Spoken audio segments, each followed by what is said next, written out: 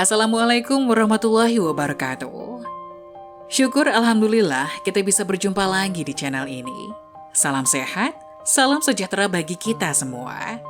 Semoga kita semua dalam keadaan sehat dan dalam lindungannya. Seperti biasa, kita akan berbagi kisah dari yang unik menarik sampai bikin nangis. Mari kita simak kisahnya.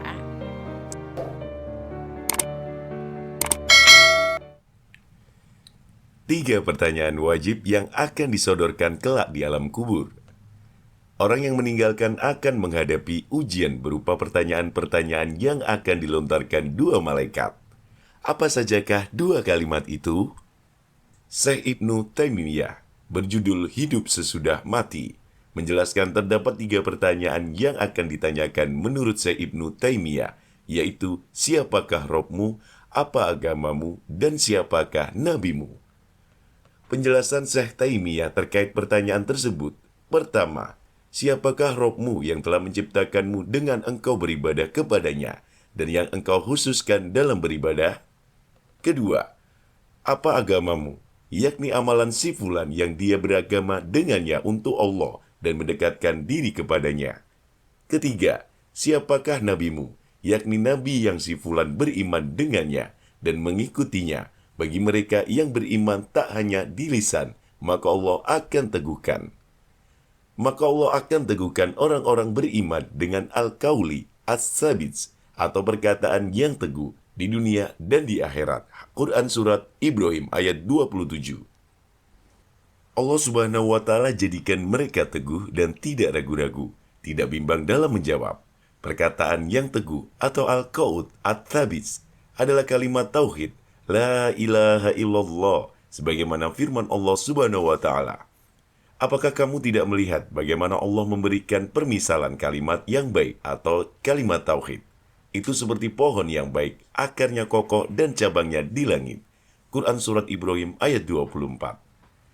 Maka mereka orang-orang yang beriman itu tetap teguh di kehidupan dunia dan akhirat dengan perkataan yang stabil tersebut atau kalimat La ilaha illallah.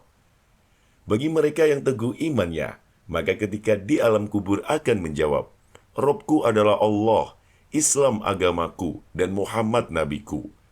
Maka seorang mukmin akan berkata, Robku Allah. Ketika ditanya siapa Robmu, dia akan berkata, Islam agamaku. Ketika ditanya apa agamamu, demikian pula dia akan menjawab, Muhammad nabiku. Ketika dia ditanya siapa nabimu, maka ketika itu jawabannya telah benar, sehingga ada penyeru dari langit. Telah benar hambaku, maka bentangkanlah tempat tinggalnya di surga. Pakaikanlah pakaian dari surga, dan bukakanlah pintu surga untuknya. Adapun orang yang ragu-ragu, dia akan berkata, aku tidak tahu. Aku mendengar manusia mengatakan sesuatu, maka aku pun ikut mengatakannya. Orang yang ragu di sini adalah orang-orang yang bimbang, munafik, dan yang semisalnya. Ini karena belum masuknya keimanan dalam hatinya. Semata-mata dia mengucapkan seperti ucapan manusia tanpa ada keimanan yang tersambung ke dalam hatinya. Perhatikan perkataan orang tersebut. Seolah-olah ada sesuatu yang hilang dari ingatannya. Dia ingin mengingat-ingatnya kembali. Maka mereka termasuk orang-orang yang merugi. Mereka seolah-olah mengetahui jawabannya, akan tetapi dia terhalangi darinya. Sehingga dia mengucapkan, aku mendengar manusia mengucapkan sesuatu, aku pun ikut mengucapkannya. Dia tidak mampu berkata, Robku Allah, agamaku Islam, nabiku Muhammad. Karena ketika di dunia dia dalam keadaan ragu dan bimbang. Apabila ditanya di kuburannya, maka dia menjadi sangat butuh dengan jawaban yang benar. Akan tetapi dia tidak mampu dan berkata, aku tidak tahu, aku mendengar manusia mengucapkan sesuatu, aku pun ikut mengucapkannya. Jika terjadi hal demikian, maka imannya cuma di lisan saja.